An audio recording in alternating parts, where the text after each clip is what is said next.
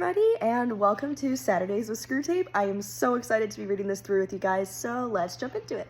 The first thing I picked out is right at the beginning, where he's talking about jargon, not argument, is your best ally in keeping him from the church, and talking about propaganda and things like that, and kind of like the dangers of the patient being reasonable or thinking deeply about things. And we actually need to be people who are really careful to take every thought captive, to think deeply about things, and to get answers to our questions.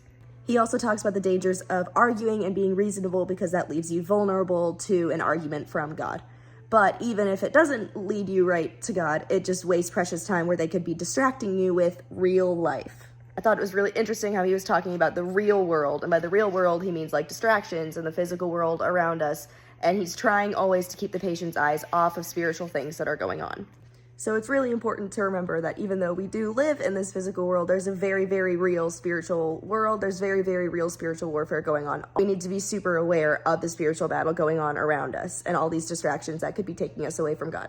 This leads me right into my next point. I just thought it was really interesting that he made the random comment about how they've been working for centuries, and it just reminded me that the enemy has a very real plan and a very real strategy, and that they're attacking, and that he's not naive to the spiritual war that's going on. He's being very active.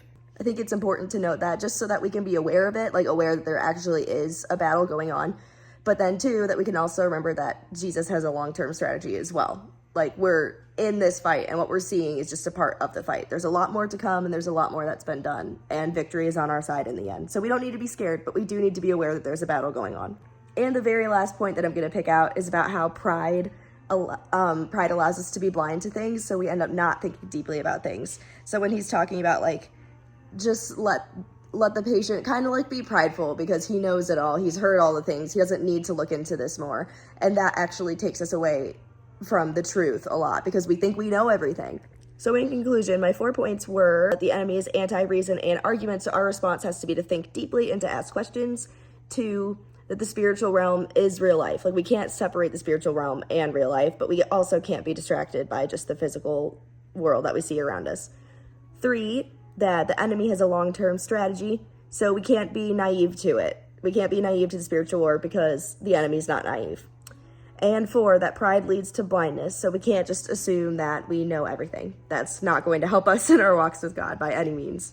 Thank you guys so much for listening and reading along with me. Please let me know what you thought about this book, the chapter, in the comments, and I'll see you next time. Bye!